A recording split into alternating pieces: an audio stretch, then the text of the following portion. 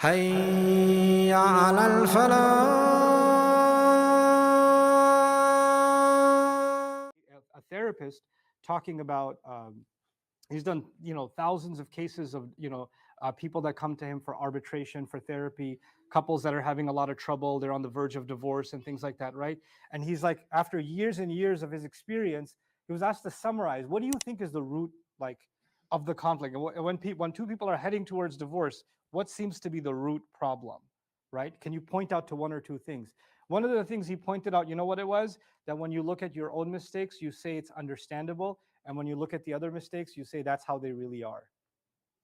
You assume them to be guilty, right? Once you start developing that mindset, then you're headed towards the end of a relationship. It's going to cut because you can no longer give benefit of the doubt anymore.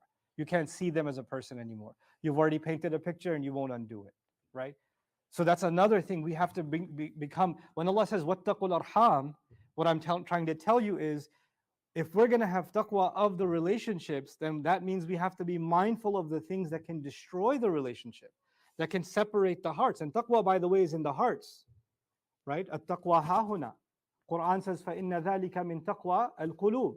That is from the taqwa of the hearts. So the taqwa also has to do with the way we feel towards someone, the way we feel towards Allah, and in this case, the way we feel towards family members, right? And those two things go hand in hand. A third one that's a little bit more sensitive is actually money matters. Money matters. In our religion, money is a big deal. Earning halal is a big deal. Giving zakat is a fundamental pillar. Not consuming haram money is a big deal, right? Riba is a big problem. It's a serious thing. So, and stealing is a serious thing. Not giving the widow her share or not giving the inheritance, these are big crimes. Allah has elaborated financial crimes in great detail. In fact, Allah has even talked about bribery and using your influence to gain advantage in business and things like that, or corrupting politicians. وَلَا تَأْكُلُوا أَمْوَالَكُمْ بَيْنَكُمْ بِالْبَاطِلِ وَتُدْلُوا بِهَا إِلَى الْحُكَّامِ لِتَأْكُلُوا فَرِيقًا مِنْ أَمْوَالِ النَّاسِ بِالْإِثْمِ. Right? وَأَنْتُمْ تَعْلَمُونَ. Don't give your money to buy influence so some people can consume the money at the expense of everyone else. Don't do those kinds of things. So financial corruption is actually a major component of taqwa. By the way, that ayah that I just mentioned about financial, consciousness and being mindful of not being corrupt with your money is mentioned right after the ayat of Ramadan. The month in which we develop taqwa, right after you have taqwa, fix your money situation. Right? Don't be corrupt with your money. Well, we need to bring the money conversation into the family matters too. If we're going to have taqwa of al-arham, then it has to be that inheritance disputes are solved by Allah's book with taqwa. When you get married, you have to take financial responsibility for your spouse. وَبِمَا أَنفَقُوا مِنْ أَمْوَالِهِمْ. I cannot ask my wife to pay the bills. I can't tell my wife to go. If you couldn't support her financially, then you shouldn't be in the taking the nikah contract on and then saying, well, you have to pay your own. Or you go to a restaurant, you're like, well, I only ate 2 pieces of chicken, that means I'm paying $18.37.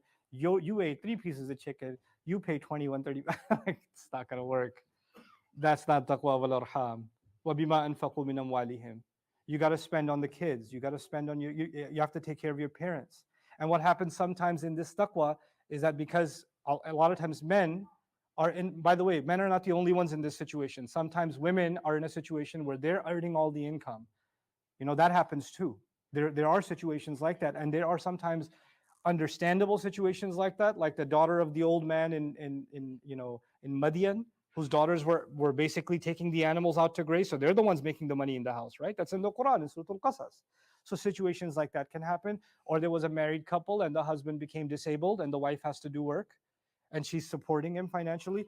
Khadija radiallahu ta'ala anha supported Rasul sallallahu alaihi wasallam financially for a time. There are situations like that exist that are based on mutual understanding. That's different. That's a separate thing. But outside of that, what I'm trying to tell you is I cannot impose a financial obligation that Allah did not impose. And I cannot make, just like in the taqwa of Allah, I cannot make haram what Allah has made halal. And I cannot make halal what Allah has made haram. The same way in my financial dealings, I cannot tell my wife, hey, I don't like my mother, I don't like your mother, don't give her a gift this Eid. I can't do that. Why is she doesn't have a right to give her mother a gift? She doesn't have a right to take care of her cousin who needs a loan, or what? It's her choice. That's a goodness that Allah has made that halal for her. In fact, it's even an act of ibadah. Why would I stop her from doing that? And the same way she cannot stop the husband. Hey, you said you're going to give your mom this. Why are you going to give her this? Your mom has enough, or your dad has enough. She can't do that to you. And your mother can't come along and say, I see you're taking your wife on a vacation, huh? Don't take me on a vacation. Right? Your wife has a right. She has a right. And your mom can't come and impose her judgments on how you're going to spend on your spouse or your children. So you're stuck in the middle. Everybody hates you because whoever you spend on, you make somebody else angry. Congratulations on being a man, right? But the idea is that you have to have taqwa of Allah, in that you're mindful that you're being fair in all of your financial dealings, in all of your financial responsibilities, and you're giving people what their rights are. That's actually part of wattaqul arham. In fact, early commentators on this ayah said that this wattaqul arham has to do with inheritance law first, because inheritance law is coming later on. In other words, they understood taqwa of the close relationships will have to do with money matters. The ugliest family dispute happens when the wealthy father dies and the children are at each other's throats. Oh, when somebody dies and everybody's like, who's going to get the house? Who's going to get the car? Who's going to get the land? Who's going to get the farm? Who's going to get this? Who's going to get that? And there's dispute. People that used to be brothers and hugging each other at Eid are now taking each other to court. For what? For a goat? For a house? For just a patch of land, which you're going to be under it in a little bit, but you're destroying family ties because of it.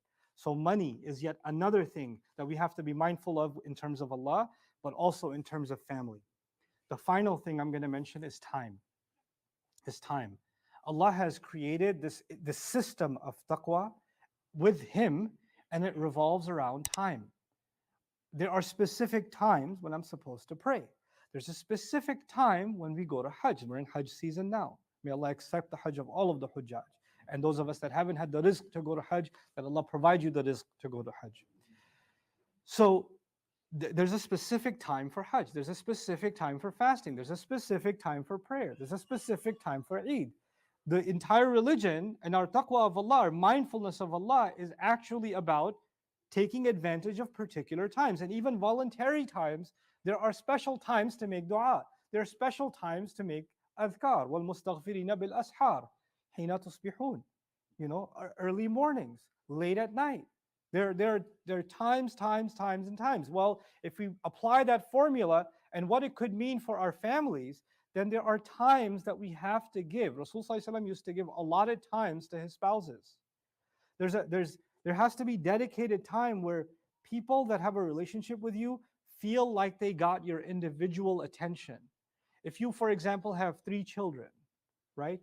And the only time you talk to them is, how was dinner, how's school, blah, blah, blah. But you know what? There's a time where it's just you and your daughter. Even if it's 10 minutes, it's just you and her. She got exclusive time from you, right? And you made it into a habit. You disciplined yourself. This is the time, hey, it's daughter time, come here. And there's a set time. Like I said before, it could be a small thing. It could be life-changing in the psyche of that child. It could be life-changing. It could be that you're living with your wife, you're living with her for 20 years, but you never actually take time other than the groceries, the shopping, the bill, the kids, the commute, the this, the that, the other. Somebody's always around, we're always talking about, no, there's a time, we're just going to go for a walk. Just you and I are just going to go for a walk and we're going to talk. This is our time. No, there's no phone. Everything's on airplane mode. Everything else disappears. It's just you and me, and we're just going to talk. We're just going to take our walk, whatever's on our minds. Right? There's that exclusive time. What does that do? Just like in our religion, it strengthens our relationship with Allah, right? The daily prayers on their times. The same way, if we can figure out a way to discipline our time with our family members, you don't have to give them all day. Allah didn't ask for all day. Even Allah only asks for a few minutes every few hours, doesn't He? So human beings actually need a lot less even. But that time, it's not the length of it or the shortness of it. It's the quality of it. If you're sitting with your kids watching a show, watching a TV show, that's not quality time. Even though you're present there, you're not actually talking to them. So you didn't spend time with each other, you both spend time with a screen. You understand? So ittaqul arham can include allotted times that can slowly but surely, one drip after another, in a few months, in a year, in some time, you'll notice that relationship becomes a lot healthier. It's a lot easier to protect. So we come back to the meaning of the word taqwa. Taqwa, actually, I keep translating it as spiritual consciousness and protection. We're protective of our relationship with Allah. Wattaqullah. Protect yourselves from hurting the relationship you have with Allah. This is kind of a nuanced translation of this word. If I lose my taqwa, my feeling towards Allah will get weak. I won't feel anything when I pray. I won't feel anything when I make dua. I won't think about Him anymore. I'm just going to live my life and I happen to be Muslim. That's a life of a Muslim without any taqwa. Taqwa is about consciousness and awareness and a protectiveness. I want to protect my feelings towards Him. The same way I want to protect my feelings towards al-arham. That's the command Allah has given. Wattaqul arham. Inna Allaha kana alaykum raqiba. And Allah at the end adds that He's always been watchful over you. He's protecting over you. In other words, this instruction, one way you can look at this ayah is, this is Allah's way of trying to, of asking to protect you, guiding me, so that we can live a life where both of these things go hand in hand. And I would finally argue that one of the lessons we can learn from this ayah is the taqwa of Allah and the taqwa of al-arham are in fact hand in hand. You cannot have taqwa of Allah and you're not mindful of the family relationships. One will affect the other. And if your relationships are going bad, your relationships with Allah will also suffer. These two things. Assalamu alaikum wa rahmatullah. If you enjoyed this video, please do share it with friends and family. If you want to see more videos from this series, click on the box at the top. If you want to see other videos, click on the box at the bottom. And don't forget to hit the subscribe button. Thanks.